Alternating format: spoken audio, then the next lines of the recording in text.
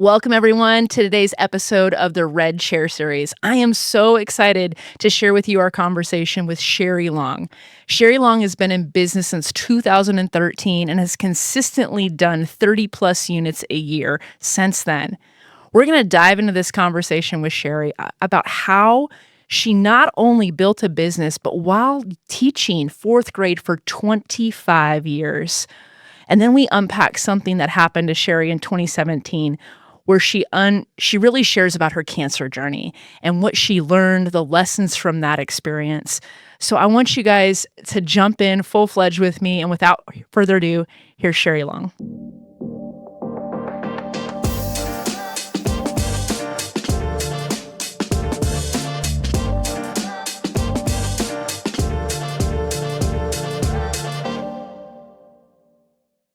Sheri, I'm so excited you're here. I want to introduce you a little bit. You've been in real estate for 13 plus years, got your license, actually more than that.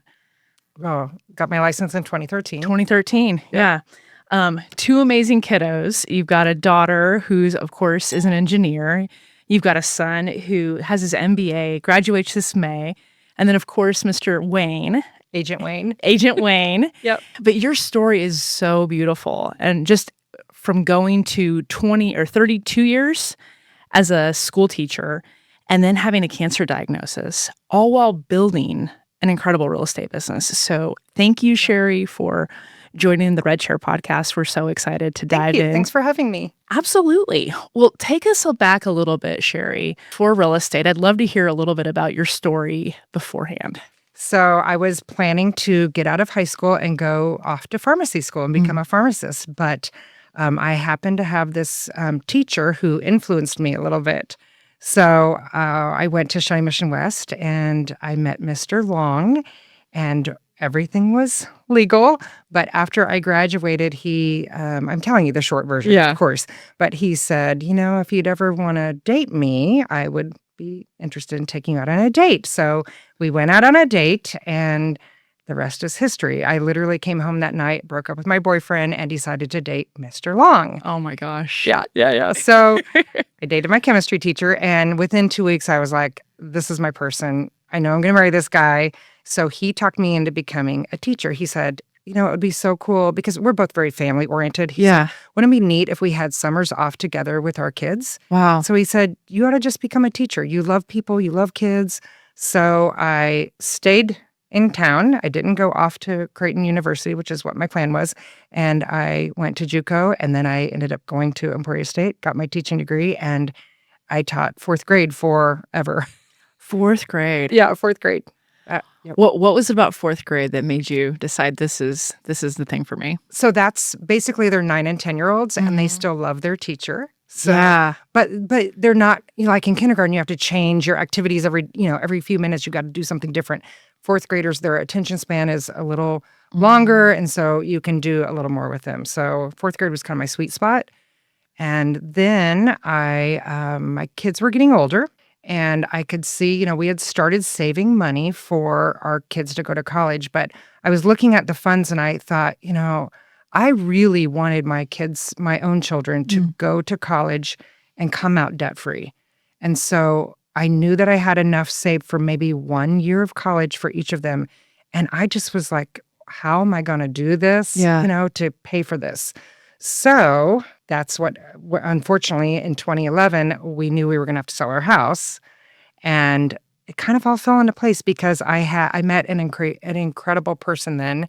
And you know him. Yeah. Brad Papa. So I met Brad Papa in 2011. That's right. And, I feel like, we've talked about this before, but I feel like God puts people in your life for a reason. And in 2011, my husband and I decided to sell our house that we loved and move into the town of Gardner. And we met Brad Papa, and he was our realtor. And he showed me that you could take a very stressful situation, and he took as much stress as he could out of it and showed me just really how to be a great agent. And so he did such an incredible job. I just have nothing but kudos to him. So he kind of planted the seed. Yeah. And so then we moved into Gardner. I was starting to think about, oh my gosh, how do I pay for my kids' college? And I thought back to Brad Papa, and I was Mm. like, I want to do what he did for us. Wow. So that's why I went into real estate, was because of Brad, because he did such a good job with us and letting us feel like we literally felt like we were his only clients Mm. all the time. Even though I know we had other buyers and Sure. sellers, but we felt really special. So I thought, I want to do that for other people. And wouldn't it be cool if I could make money doing it? Exactly. So it was kind of a win-win. So that's why in 2013 I said, I'm going to do this. And to have that experience with Brad, that really kind of retooled your history and your Right. destiny, Right. I love that. Yeah. That's amazing. Yep. And, I didn't know, of course, you don't know what you're doing when you first get into Sure. it. But I thought, Brad, I remember Brad telling me, start writing down everybody you know. Like every person like write down their name, get all their contact, and start keeping a list of that, because those are the people that you want to reach out to. And I thought, okay.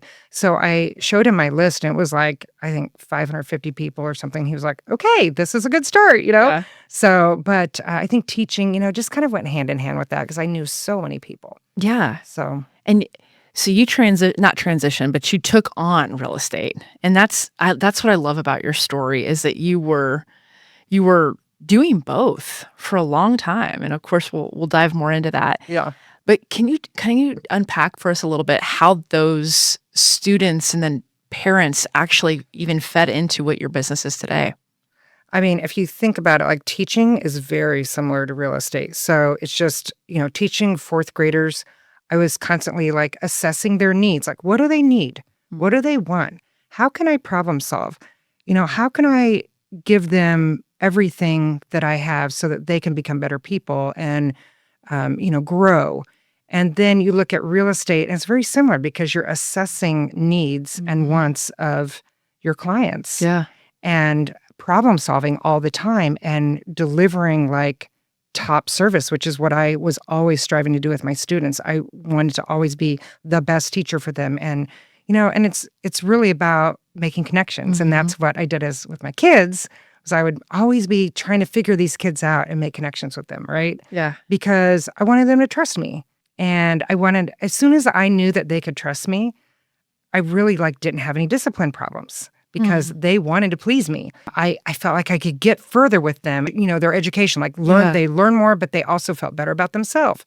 Well, it's, you look at real estate, and it's kind of the same thing, because you're doing that for your clients. You're trying to bring them along and grow them and get them into their dream home, fulfill all their needs and wants. Yeah. And gosh, I mean, so many times that you just feel like you've made that connection with them and you've built those relationships with them. So it's very similar. Oh, absolutely. And you enter into one of those vulnerable places in their life, Right. and their finances, their relationship problems and issues. And like you mentioned, like if you can dive in, they can trust you, they can open up. Yeah, and as make soon that. as you have that trust. Yeah. But, for me, I've said this before, it's all about relationships.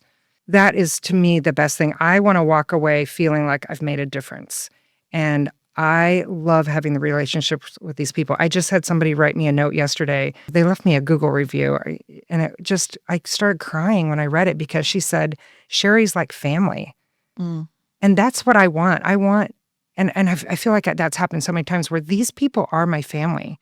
I go to their baby showers, I go to their weddings, I go to the funerals. Yeah. And I want to be involved in their lives.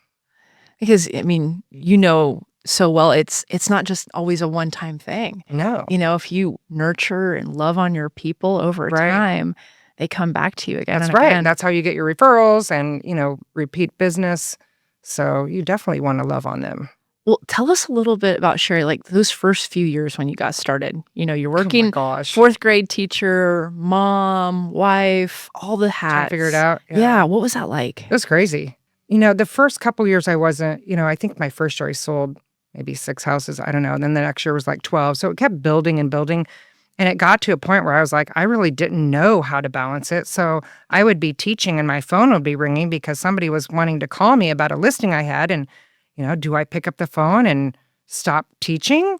Yeah. Or, what do I do? So it took me a while to figure all that out and realize that, okay, I can, wait and call them back. I don't have to answer it right this second. So I figured it out. but it took some time. But that said, I had to wake up earlier. I would get to school sooner Mm. so that I could spend that first hour working on lesson plans before the kids came. And then I would teach, and then I would literally leave as soon as I could. I was flying out the Wow. door to go show houses.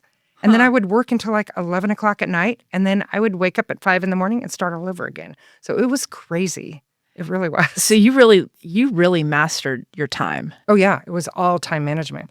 and setting boundaries and delegating, doing well. Sometimes not setting boundaries. I mean, Well, I had to like you learn, mentioned, right? like, you know, those calls can sometimes wait. Right. And, True. those things you naturally had a boundary with school and in your workday Yep. and learning how do you adjust and how do you pivot. And, Right. and those things work out. And of course, we know sometimes the struggles differently too. But tell us, like, as you began to build your business to do 25 to 30 units a year and teach full time, I mean, what were some of the things that really helped you do that as you went? Well, a couple of things. First of all, I met an incredible person who literally changed my life. And you also know her, Kay Blonde. Yeah. So when I came to Keller Williams, Kay Blonde was actually my real estate coach. And so Kay, first of all, Kay, I really owe her a lot of my success because she kicked my butt. I mean, my first few years in real estate, she was like, okay, you are going to contact 25 people this week. You're going to send out 25 letters. You're going to follow up with 25 phone calls. And then every week she held me accountable and she was like, okay, what did you do? This is what you're going to do now. And let's role play, these different buyer consultations and listing appointments. And so she was instrumental in my success. But I also owe her so much because she stayed involved in my life. And I mean, we can get into that later, but, with coaching and whatnot. But she was one of the reasons that I stayed balanced Yeah. because she helped me. And she realized once I got to the point where I got so busy that I couldn't handle it, she said, okay, guess what? It's time you hire a transaction coordinator. And then I was like, whew, I can breathe again. Somebody took some of this off my plate. And so that helped as well. But, being a teacher, it's a lot of the same skill set. Sure. The organization, lesson planning, I was planning out who I was going to call, who I was going to, send letters to, who I needed to set up on searches and whatnot. So it was very similar, Yeah. and just that whole time management piece, I was doing all that when I was teaching already. So I was used to it. And you were used to running your day so Right. systematically that real estate really just became Right. another. And making 1,000 decisions as a Yes. teacher. Now you're making 1,000 decisions as an agent also. Yeah. Well, and I mean, tell us a little bit behind the curtain, Cherry, too. Like, what was it like at home and being a mom and being a wife and having two full-time jobs? I mean, what was happening? I feel like I look back at it now and I do feel like I probably neglected my family some. And I regret that. Sure. Luckily, I have Wayne, and Wayne is a fantastic dad. Our daughter at the time was getting ready to graduate high school. So she was almost out Okay. of the house. And then our son, I do feel like I probably neglected some years because I wasn't present as much as I should have been. Yeah. So, we did a lot more eating out and meeting up, when we could. And, I'm not proud of that, Sure. but we got through it. Yeah. And, life gives us those times where, there's not one perfect answer to Right. anything. Right. And we're always doing the best we can with what the information we have at the time. Right. And I know for you, you had some major things happen that really kind Yes. of made you step pause. Would you mind kind of opening up about some of those things? Yeah, the first thing was in 2017. So I had felt a lump in my breast and I went to the doctor and she said, yeah, let's just get it checked out. So when I went to get the mammogram, they called me back and said, well, we're going to do a biopsy, but it's not in where you felt the lump. It's in a different spot. And when they told me about the spot, in my mind, I was like, that's fine. That's been there forever. That's been there 10 years. And I'm sure it's fine. So that was on a Thursday, I think, or a Friday. And then on Tuesday, I knew I was going to get the phone call while I was teaching. It was 9:30 in the morning and the phone rings and I knew it was going to be the doctor. So I told my little fourth You graders. just I had that said, feeling. Yeah, I knew they were gonna call me, and I saw Mhm. the phone ring, and I don't normally pick up my phone, when I'm teaching, but I told my little 4th grader, I said, "Just a minute, I'm gonna step out in the hall." And I stepped out in the hall, and it was a doctor, and she said, "I'm really sorry to tell you this over the phone, but you have cancer." And I just about fainted. And so I didn't know what to say, and she's like, telling me all this information I need to know, like who I need to call and what I need to do, and all I could think was cancer, cancer. Oh my God, there's no way. So I stepped into the next door teacher's room, and she knew because I had told her I was expecting this call, and she saw my face and she knew immediately what it was. I didn't even have to tell her. And she hugged me, and my first words to her was, "It's okay because God's got this." I Mm. just felt completely loved by God, and I knew that I was gonna be okay. Like, I get teary thinking about it even now Yeah. because I knew. I just was like, "Okay, I guess I'm up for, something big in my life. God Mhm. is telling me to slow down, and I need to, kinda take a breath and reset myself." And so, I just knew, and my teacher friend hugged me, and she was Christian also, and she said, "Yeah, he does. He's fine. He's got this." So she took my kids, and I went and I called my friend who I knew had been through this before, and Mm. she just happened to be sitting at KU in the cancer center when I called her for her checkup. Wow. Yep. And she said to me, because I said, "I don't know what to do." And she goes, "Well, I'm right here. I'm going to take a pictures of all the doctors, and I'm going to tell you the ones that you need to tell them you want." Mm. So within 5 minutes of being, of the phone call, I had like 3 doctors' names and 2 surgeons' names. And Okay. so I called back and I said, "Here's who I want for my doctors and my surgeon." And within 15 minutes, I had everything scheduled. Wow. Yeah, it was crazy. And Just then like I a called my teacher. husband and I said, "Oh, by the way, I have cancer and I have an appointment on such and such a day with this doctor." And he was like, "Wait, slow down. What?" Yeah. Oh, wow. Well, what was going on underneath, though? I Oh, I was mean, scared to death I'm sure. because the unknown, you don't know, like Yeah. the unknown is scary. Yeah. Were you So, processing, like, family and oh time, yeah. and what was that Yeah, your like? whole life goes before your eyes because you're like, "Okay, am I gonna die? Right. Like, and how far along is this? Has it spread?" And so, I mean, again, the unknown, you have no Mm. idea what's gonna happen. Do I have to have chemo? Do I have to have surgery? What's gonna happen? So I ended up having the surgery, and when they did the surgery, they said, "It looks good. We don't think you're gonna have to do chemo." So I was relieved, but then they called back like 3 days later and they said, "Yeah, oops, sorry. You actually do have to have chemo because they found cells had gone into my lymph nodes. And once they're in your lymph nodes, then it could be it could be Yeah. anywhere in your body." So they said, "Yeah, you actually do have to do chemo." But honestly, like it was less scary once I knew what was going to happen. Okay. It was scarier when I didn't know because you just don't know. And then once I knew what I was going to have to do, I was like, "Okay, I can do this." You know. So I did. I did, but it was hard. I'm sure. But you also have to look at it as it's just a little tiny part of your life. Mm. It's like a little bump in the road. So I had to look at that as, okay, I'm going to go through, 9 months of this treatment, but look how long I get to hopefully live. Yeah. And then you just look at your life differently after that. Of course. I mean, You to know? to have that brush and that face-to-face moment, it can be such a blessing too It in was truly disguise. a blessing. In fact, that's where Kay Blonde comes back in Yeah. because Kay Blonde called me and she said, "Sheri, I'm going to coach you for free. I feel called to coach you." And I thought, okay, I don't know what that means, but whatever, coach me for what? I don't need coaching in real estate. And she's like, "No, I'm gonna coach you through your cancer." And so she did. She met with Wow. me for a year and she helped me through it. And this is the crazy thing is the first thing she told me is she goes, "Okay, every morning I want you to wake up and I want the first words out of your mouth are gonna be, 'Thank you, cancer.'" Mm. And when she told me that, I thought she was crazy.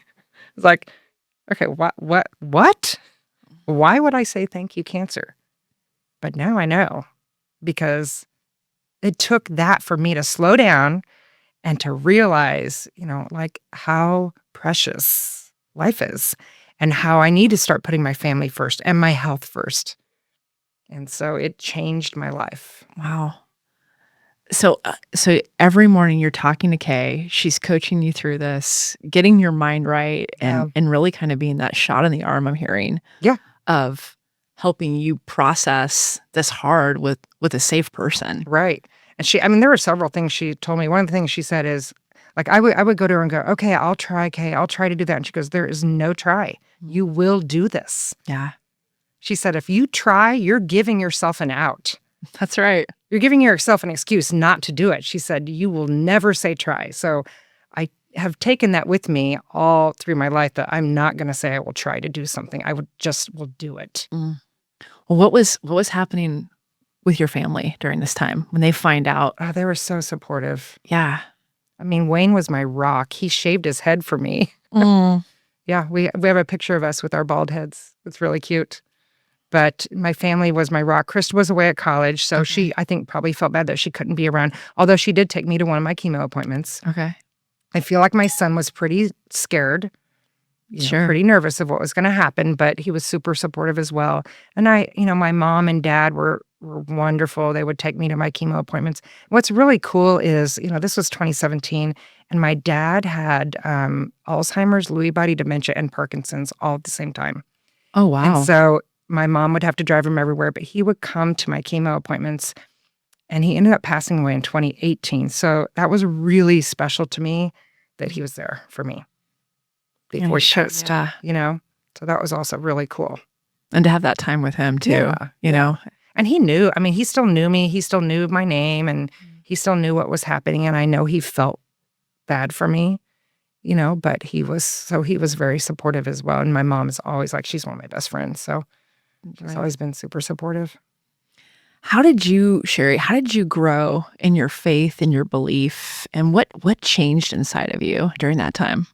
Oh my gosh, I couldn't have got through it without my faith. I mean, that's the thing. Like that was my first thought, is God has this. And I journaled.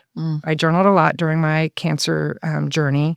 And I felt like I talked with God a lot, and he walked right next to me. I felt him all the time. And the crazy thing is, I look back at that, and I mean, that stuff, if you've ever known anybody that has to take it, it's called the Red Devil for a reason, because they're literally trying to kill you without actually doing it. But I taught every single day except for one. I still went on listing appointments. I still did buyer consultations. During chemo? Yeah. Wow. And I couldn't have done it without God. I mean, I felt like I was constantly praying, give me strength, give me strength. And, one time I remember going on a listing appointment, and I could barely hold a pen in my hand. I was that weak. And I had no hair. And so I had a little head wrap on. And these were actually parents of some of my students. And so they agreed to use me. They wanted to use me. And in my head, I'm thinking, why in the heck would these people hire me when I'm going through chemo and I am, I can barely talk because I'm so weak, but they wanted to hire me and I could not even write their name. That's how weak I was. So I gave them the papers across the table, and I said, could you write your name here and put AMC for a married couple? And then I explained everything to them the best I could. They signed everything. I got back in my car, threw up in their driveway, and drove home. And I called Wayne on the way home, like, oh my gosh, I don't know if I could do this. I was crying. I'm like, I'm so weak. I'm crying. But I did it. Wow. I did it. And I look back now, I'm like, damn, sorry. You're good. I was like, dang, I am a rock star. Like, that just made me feel good about myself. Like, okay, if I can do hard things like this, I can do anything, So it just kind of built my confidence, but it was hard. Yeah, it was really hard. So did your students, did your clients, did they know what was going on during this time? Oh yes, they knew. Okay. And my students were super cool because I came in when school started, because I was actually going through the Red Devil in August, right when school started. And so I told my kids, I said, guess what? Every day is hat day in our class. And so the kids got to wear hats because they knew I took it off. I said, I don't have any hair and this is why. And so the kids wore hats, and then my parents that year were super supportive. And when I finished my last radiation treatment, I think it was in the end of January, the parents threw a huge party for me. It was so cool. And all the kids wore pink shirts, and was just like a big celebration that Mrs. Long is done. I rang the bell and Oh my I was gosh. done. So it was really cool. But all my clients knew. And, I thought if they don't want to hire me for this, then that's okay. Mhm. I get it. And I did have one client who I thought in my head, I'm like, this is going to be a great client. They were looking for a, higher end house. And then I was going to sell their house that was also higher end. And they ended up not using me because they felt like they were, interrupting my time with chemo and all that. And it did really hurt. Sure. But, oh well. Yeah. Can't win them all. Right. And those are the So, trade-offs, yeah. You want to have the support, and sometimes people have a story Yeah. about that. Right. So, Sheri, so I'm going through this in my mind and just watching you even ring that bell oh my and gosh. come out of that It was so moment. cool. Do you know, so when you're going through chemo, help us unpack a little bit. Do you know when you're done? When you ring it, is there a thought in your mind, what if it comes back, or what's going on in that time? In the moment when I'm ringing the bell, it just felt like I was on cloud nine. I'm like, because you know what you've done. You're like, I did 4 Red Devils and 12 of I can't even remember the name of it, Tamox something. And I'm like, I did all these. And then I did 3 weeks of double radiation treatments. And I'm like, look what I did. And I will say, there's never a time when you're ever going to feel 100% like this is out of my body. I always worry, I'll get a little hip pain or something. I'm like, oh gosh, is that a muscle pain or should I go talk to the doctor? You're constantly thinking Yeah. about that. But ringing the bell felt great. Sure. Yeah. So how long have you been cancer free now? So 9 years. 9 years. 9 years. Wow. 9 years cancer free. So out of that, how has it changed how you do business, you do life? Who is Definitely has who is changed. Sheri before versus Sheri now? So Sheri before was a workaholic. Yeah. Sheri before never put herself first, ever. And now I wake up in the morning and I read because this is what I want to do. This for me. So I spend time reading and then I sometimes journal. I used to journal every morning, but I'm not as good at that anymore. And then I always make time to do something for my health. Either like this morning I did yoga and then I went on a 2-mile walk. Sometimes I'll do strength training or, I'll do a little video on TV working out or whatever. But I'm always I want to do something where I'm moving. And then I drink lots of water. And, I'm just enjoying life now. I'm breathing again. Mm. What led you to the decision to keep teaching even after that diagnosis? I mean, you want the honest truth? Absolutely. Money. Yeah. It was money because I was, in a way, I was stuck in teaching because they have their capers, their retirement. Mm-hmm. And I knew if I could just hang in there, I would get my retirement and get a monthly stipend. Yeah. So that's one of the biggest things that kept me in there. But the other thing is I still liked it. Right. It wasn't like I was going to work with a job I didn't enjoy. I still loved teaching. I still loved the kids. In fact, my last 3 years was freshman English. Sure. It was my favorite 3 years. It was the best way to end my career because I loved those freshmen. They were so fun. Yeah. So, I did it because it was for money, but also because it was great. It was fun. Yeah. And I mean, it sounds like too, you learned how to prioritize you in the midst of it. Yes. How do you go from being teacher all day to being real estate agent in the mix, and then you still have responsibilities as mom and wife and all the things, but it sounds like those things that were missing most were the time to focus on you and your It health. was mainly me. And then, the other nice thing that happened was once I after cancer, I realized, you realize what's important in your life. Yeah. My family is the most important. God is important. Myself is important. But you know what? I also want girlfriends. I want good girlfriends. And I look back at before cancer, I never had time for friends, ever. And now, sad, but my first real best friend after cancer was Lori Schwitzenberg. And that was in 2021.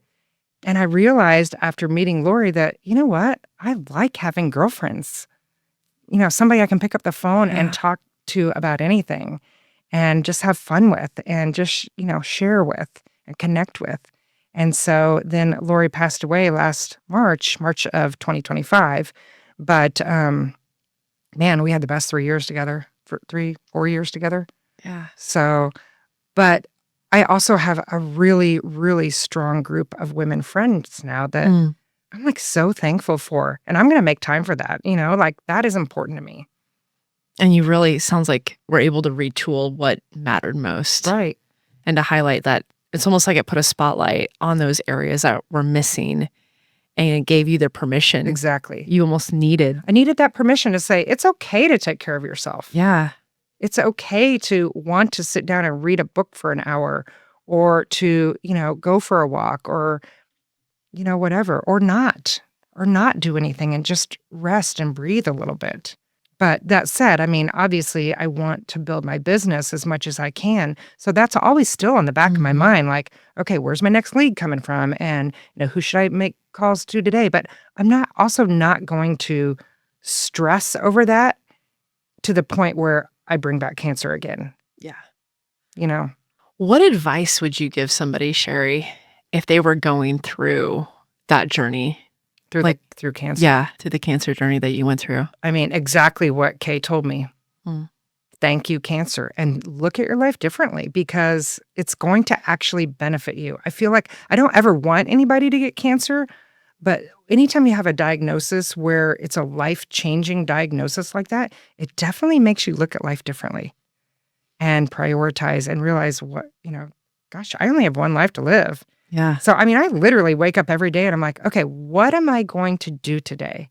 And how am I going to enjoy today? And what do I want to give back to the world today? Like to my clients, to my family? What do I want to give today? So it definitely makes you look differently. And so I would tell people, look at it that way. Look at it as this is your second chance.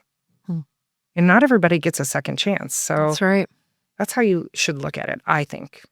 I 100% agree. Yeah. And to prioritize those things that matter most, like you said, the relationships, the people, the time, the family, because we don't always see it in the grind, and especially in real estate. Right. We have this hustle culture, and let's get the next piece of business, and who's number one that month, and whatever thing. Right. And we inundate people with that, and sometimes we forget what matters most is actually the people, the relationships. And the connections. And like, I want to know that I've made a difference in somebody's life.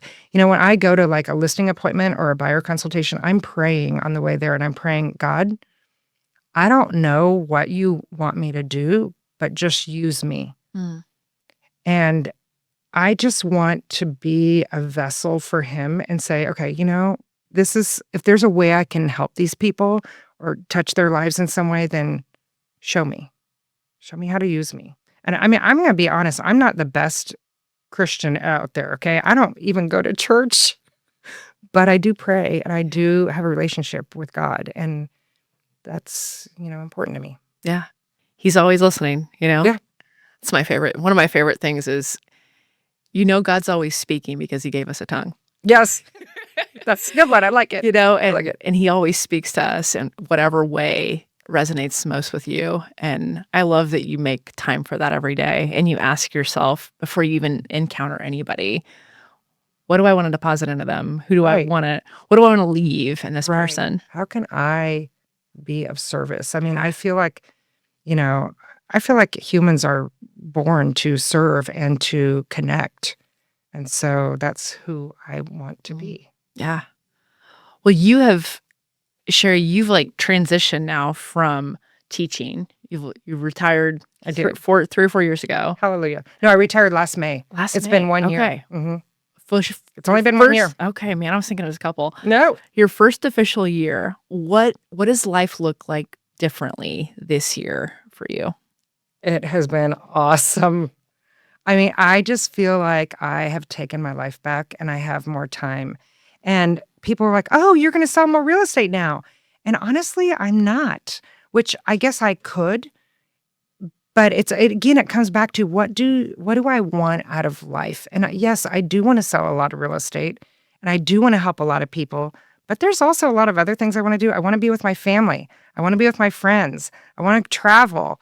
I want to walk through my backyard and, just enjoy nature. So just little things like that, because again, one life, That's right. So it's just been great. I'm just enjoying life. It's so slowing down and like really Slowing down. feeling those moments and experiencing them and being all in. I know sometimes in high stress jobs and environments, you're always thinking about what do you have to do next? Right. What's the next thing? Right. And you can be fully present. Exactly. And I mean, I have the benefit now of having that caper. So I have an Right. income all the time. So I'm not like, some agents where they have to sell if they're going to put food on the table. I know I'm going to be okay, even if I don't. Sure. Although I want to, because, I want to help people. And also, that gives me the extra money to go do the fun things like traveling. So Sheri, what would you say you want to be remembered for? I would want to be remembered for being kind and being someone that people knew was just out there to make a difference. Whether that be in the lives of my little fourth graders or my clients or my family. I just want them to know that I love them and care about them, and I just want to be kind. I don't care where, LGBTQ, don't care about that. Don't care what color you are. Don't care how old you are. I don't care what your situation is. You're human. Yeah. If you're human, I'm going to love you and I'm going to give you everything I have because I want you to know that I care. Yeah. What do you hope your clients say about you, Sheri, when they work with you?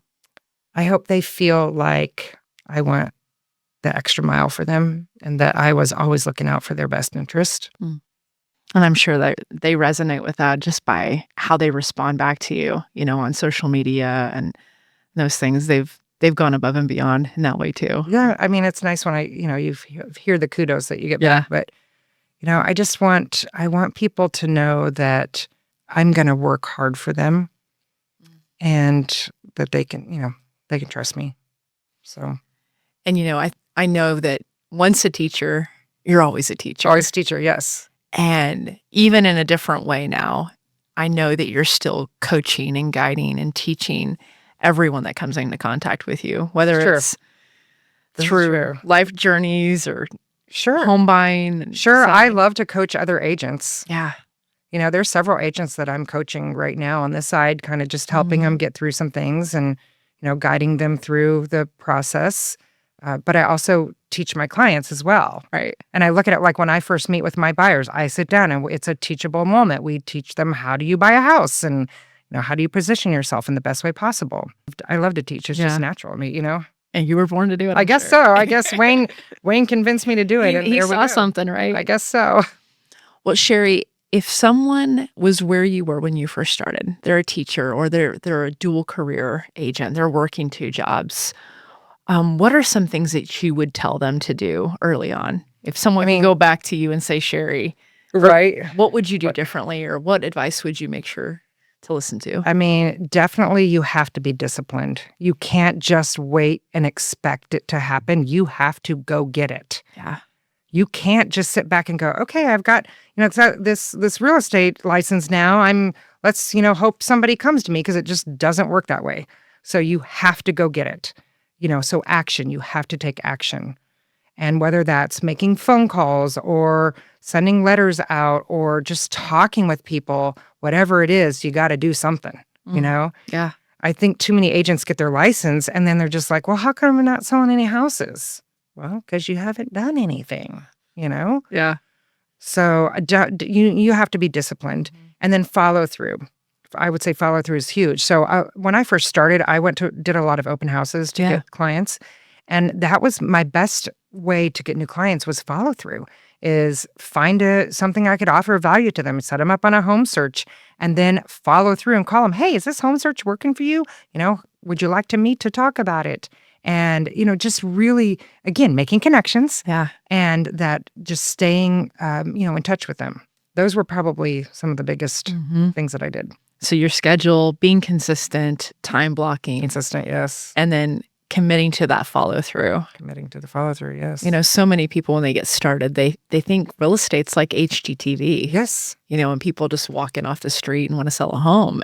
And it's not like that. It's not. Nope. It is not like that at all. So, yeah. And, use your resources. I relied heavily on other agents. I would call Brad Papa all the time in the first couple of years, and Stormy Meyer. I called her all the time. Hey, what do I do? Yeah. So rely on other agents and rely on your resources and your training. I would come to all the training that I could here at Keller Williams, and all of that helped me. Yeah. And it really shapes too in having, like you said, that tribe of people around you, that Right. coach, the who in your life matters so, so much. Yes. Well, Sheri, thank you so much for your time, your wisdom. If people want to get in touch with you, if they want to find you out in the wide, wide world, where's the best place to find you out there, Sheri? I mean, I would probably Google Sheri Long Homes. That's where, Okay. if you Google Sheri Long Homes, you'll see, I think right now I have 75 5-star reviews on there. I keep all my reviews on there. And actually, it brings me business. So, Yes. But you'll be able to see what my clients say about me.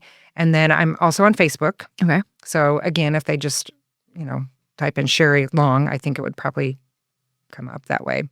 So those are probably the biggest two. I just started a YouTube channel, but I don't know what the name of that is yet. I'd have to go back and Okay. look. Sheri, find Sheri Long on Google is YouTube. probably the best place. Yes.